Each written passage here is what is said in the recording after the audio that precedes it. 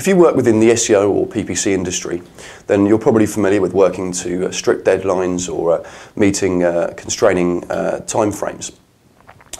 This is all the more important in the more competitive industries. This video will discuss some tips for how to maximise your time and your efforts, specifically within the finance and insurance sectors. I'm going to cover both SEO and PPC and a few tips for each. Now, it's probably obvious to state that everything you do in SEO and PPC will have some positive effect if it's done properly. But I'm really just going to focus on a few things that are either specific to or particularly good for the finance and insurance sectors. Now, starting off with SEO, the basics. I always say don't forget the basics. I mean, this again, it kind of applies to everything in the sense that it doesn't matter whether it's finance you're working in or any other sector.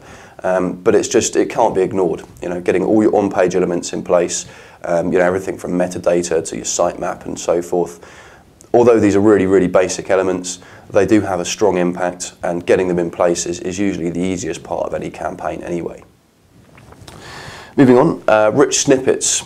This is a great way to mark up your content on page. And I think one of the best examples of this is if you use rich snippet markup data to pull in reviews from an independent site. The advantage of this is that it actually changes the way that your listing will appear within the search results, adding a star rating next to it with a number of people that have voted on it and so forth. This can massively improve click-through rate, and click-through rate is a huge indicator to Google that your ad is in fact the most relevant one. So improving click-through rate will ultimately help to improve rankings. You can use markup data for a number of other things as well, but I think this is just a really good example of where it can be used, specifically within the finance industries, where review-based research is quite important to people. If you're looking to choose an insurance company or a loan lender or a mortgage company, people are more likely to look at what other people have said about you online. So that makes this kind of really important as well. Brand protection. It's very, very important that you protect your brand name, so secure social profiles, do page one domination, those kinds of things, specifically for your brand name. I mean, not only does this protect your brand and the information that your brand could put out from your competitors and from other people, but it also controls the ad space on Google when people are actually searching for you. They're less likely to find negative reviews or negative comments or upset customers, that kind of thing. And it's just a very, very strong way of controlling how your brand appears online, and in a sector that's very open to assault from dissatisfied customers. This is a very, very important step to take in your overall strategy. Credibility and trust. This refers more to on-page aspects. So, having all of your legal disclaimers in place. If you're working in the payday loan industry, you have to advertise the interest that you charge at a certain size of font relative to the other size of the font on the page. Having a privacy policy if you collect personal information, if you're getting quotes, to stipulate how you deal with that information once you have received it. Website terms and conditions, as well as any other legal information or documentation that you can have. Also having an address, proper phone number, free phone number, your VAT registration number, company number, any of this information that you can put either in the footer or on specific pages on the site help to just build that credibility. Certainly if you're going to borrow money for someone online, you want to know that they've got an office in the country that you live in, and that they're fully licensed and accredited and registered in all the ways that they need to be in order to not only appear but be a proper institution. This also leads on to the checkout process. By building the credibility and trust, you're going to encourage people to actually purchase from you. But once they've made that choice to purchase from you, you want that checkout process to be as smooth and as efficient as possible.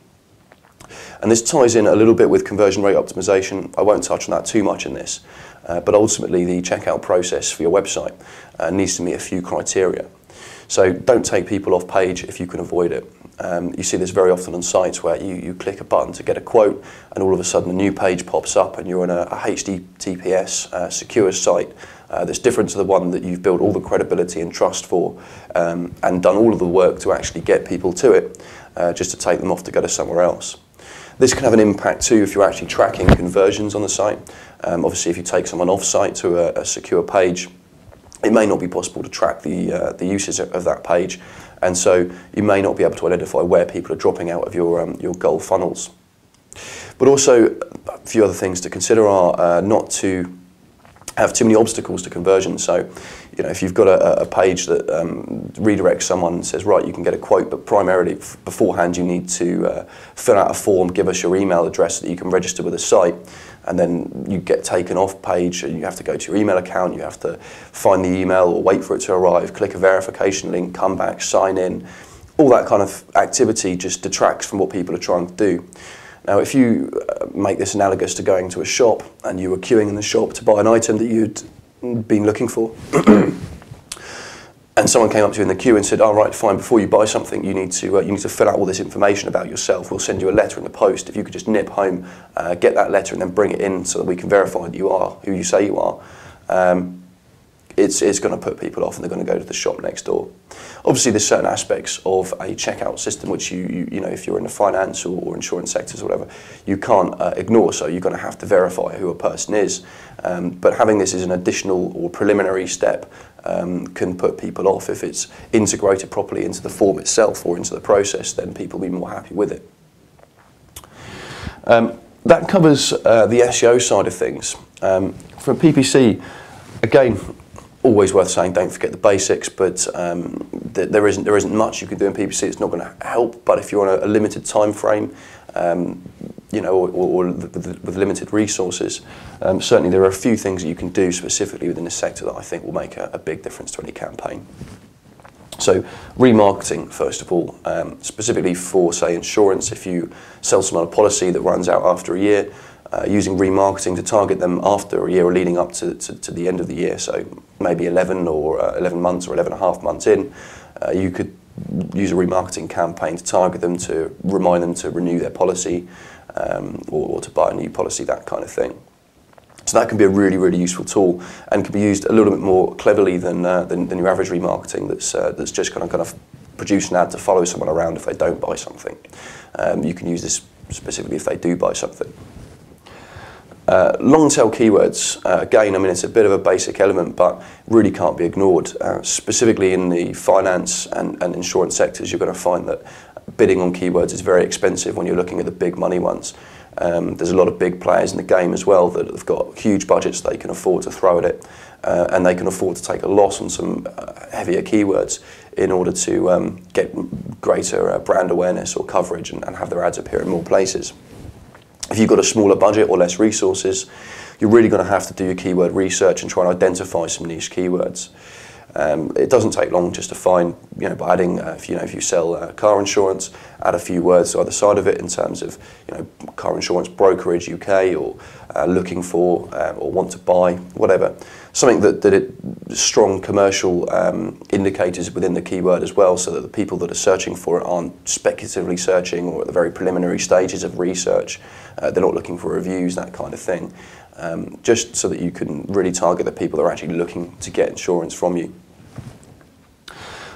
Quality score, I mean, this is a fundamental part of PPC anyway, but it's ever so more important in very competitive markets where, as I say, the price of a click is going to be a lot higher on average than local business sectors, for example. Improving your quality score is going to ultimately drive down the cost per click, which increases the margins for profit because you're paying less for the click. So, if you're making £30 out of a conversion, if it was costing you £3 per click, you could only really afford to have 10 clicks to break even. If you could reduce that down by 10%, your margin is increased significantly. So in order to increase quality score, there's a number of different techniques that you can use. Ultimately, you're looking to drive click-through rate to increase the relevance that Google perceives you have between the keyword, the ad, and the landing page. Now, I'm not going to get too far into how to improve quality score, other than to say that it's very, very important. Now, split testing, I've put in the PPC section, but equally this could go in the SEO section as well. Given the amount of time, effort, the competitiveness, and the cost involved in delivering traffic to a website, being able to convert that traffic is absolutely pivotal. And one of the best ways of doing that is split testing. So classic A/B split testing. You have two pages that are similar but different, running against one another. over a period of, say, 5,000 visits per page.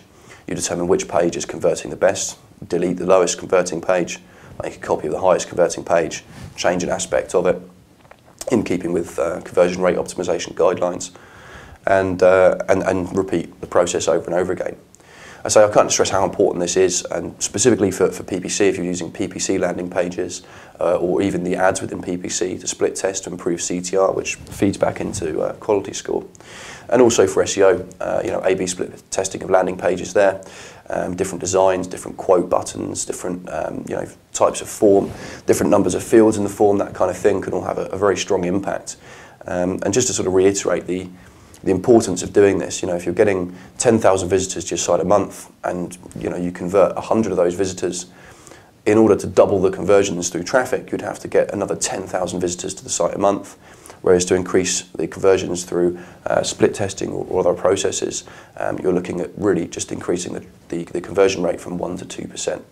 So you're actually dealing with what you've already got, and it's another way of just pushing the profitability of the business or the website without actually having to deliver more traffic to it, which, if you're using a PPC campaign, the short term could be quite expensive anyway. So, in summary, these are the aspects that I think you should look at if you've got time constraints on, or deadlines to meet or limited resources when working specifically within the finance or insurance sectors.